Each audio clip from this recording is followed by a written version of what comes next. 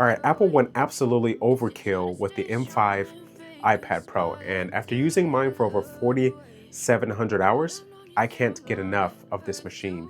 Whether I am using it as an external monitor for my Macs, or literally running full macOS on this device, using it to run through all of my workflows and creative projects, or being in bed and using this as my full-on home theater device.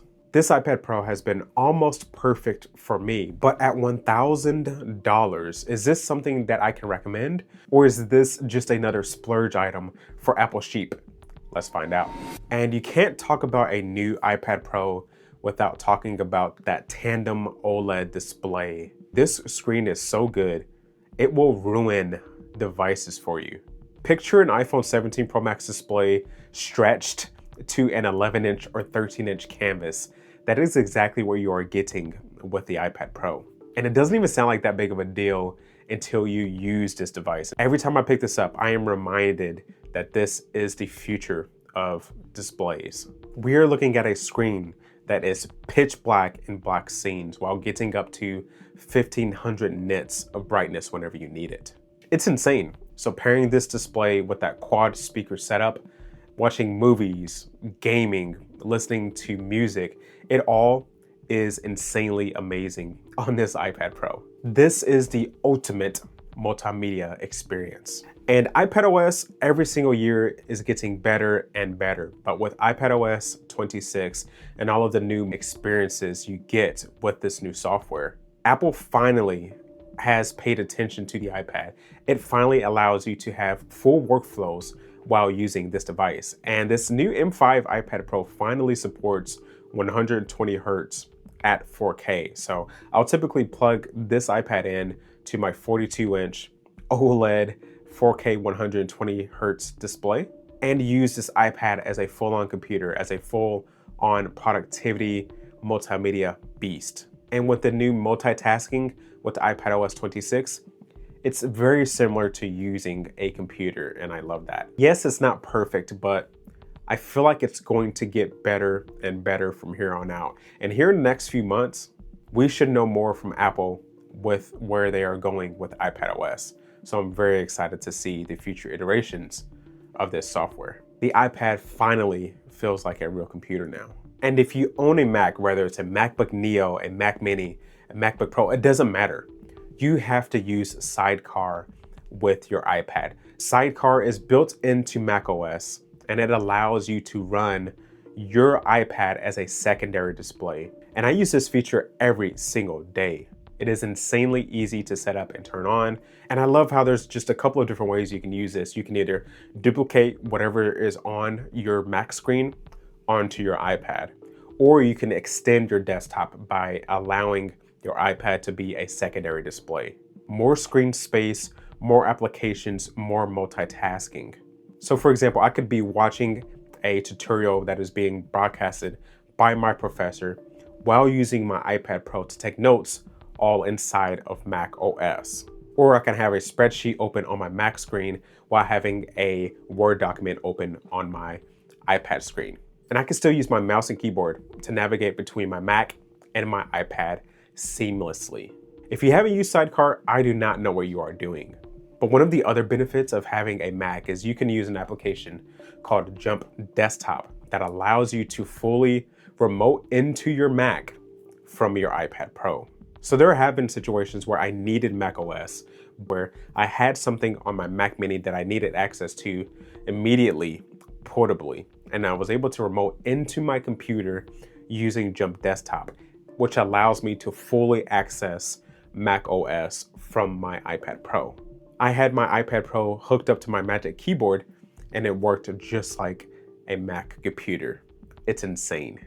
And since I've used this iPad for over 4,000 hours, how has the body held up? And with this design being as thin and as light as it is, I had concerns.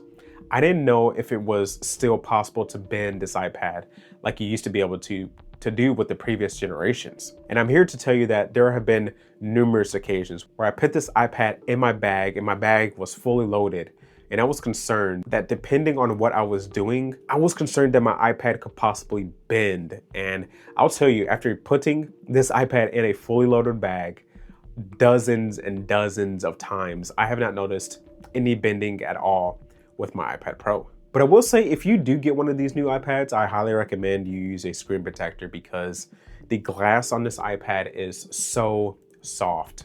I had micro scratches on my display within a couple of days of use, and it seems to be getting worse to where I have much deeper scratches that honestly has had an impact on my display to where you can actually see them when the screen is on. So I don't like that. I hope that they give us a better, more scratch resistant screen here in the near future.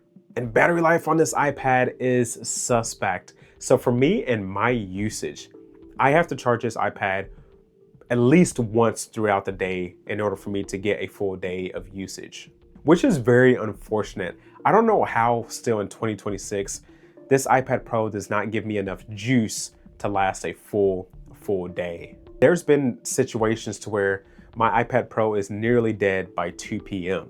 Now, one of the benefits of this iPad Pro is that it now supports faster charging. So the fast charging on this iPad Pro is amazing. I mean, at this point, it's a requirement for me, but I love how this iPad Pro charges as fast as it does. And it's one of those things you don't know what you are missing until you experience it. And I'll typically just use a 60 watt, 65 watt charger, and it charges insanely fast. So I feel like I cannot live without that now at this point.